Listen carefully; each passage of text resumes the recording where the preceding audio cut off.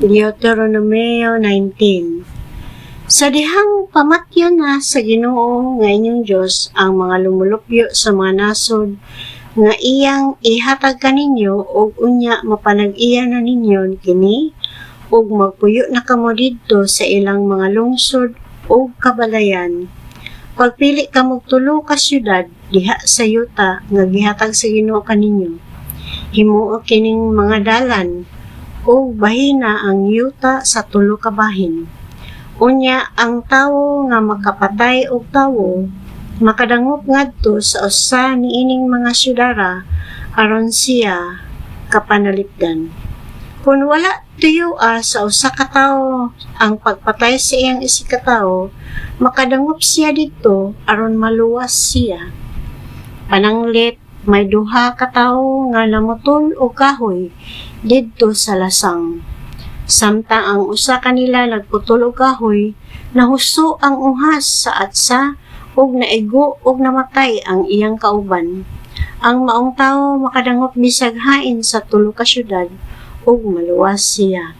Kung duli ninyo kinibuhaton o kung layo ang dalan, ang nakapatay mahimong gukdon sa buot manimalus kaniya tungod sa kasuko ug patyon siya.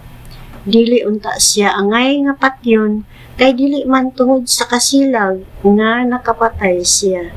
Busa gisugo ko kamo sa paggahin og tulo ka syudad. Unya sa diha nga dugangan sa Ginoo nga inyong Dios ang inyong kayutaan ug mainyo na ang tibok nasod nga gisaad niya sa inyong katigulangan nga iyang ihatag kaninyo. Dugangi ninyo paggahin og laing tulo ka syudad. Ihatag gayud niya kaninyo ang tibok nasod kung tumano ninyo kining sugo nga gihatag ko karon kaninyo ug higugmaon ninyo ang Ginoo nga inyong Dios ug magkinabuhi kamo sumala sa iyang kabubuton. Kung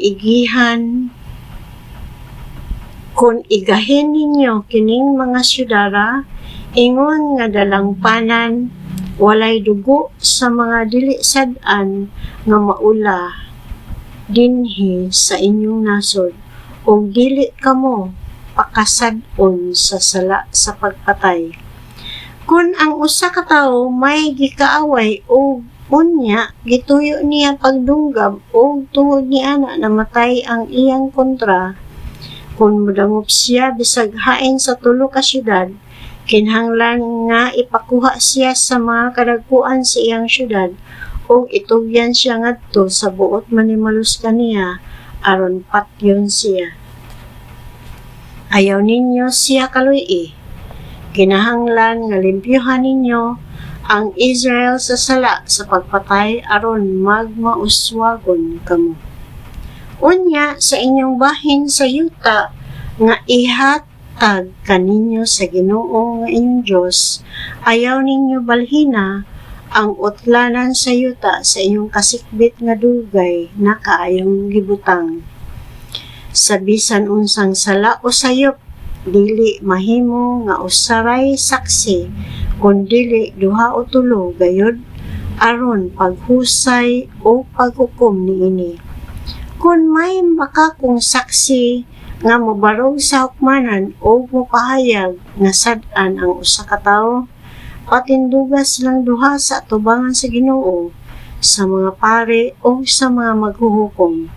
Kinahanglan nga ang maong mga maghuhukom maghimo sa maukiton nga pakisusi kung dili babakak ang iyang sumbong. Kung namakak siya, pahamtangi siya sa silot nga buot unta niyang ipahigagom sa iyang gibutang-butangan. Sa ingon nga paagi, malimpyuhan ninyo ang inyong nasod sa dautan. Inigkabalita niini sa uban, mahadlok sila o wala na bisan kinsa kaninyo nga magbuhat og dautan. Kinahanglan nga dili kamo magpakitag kaluoy.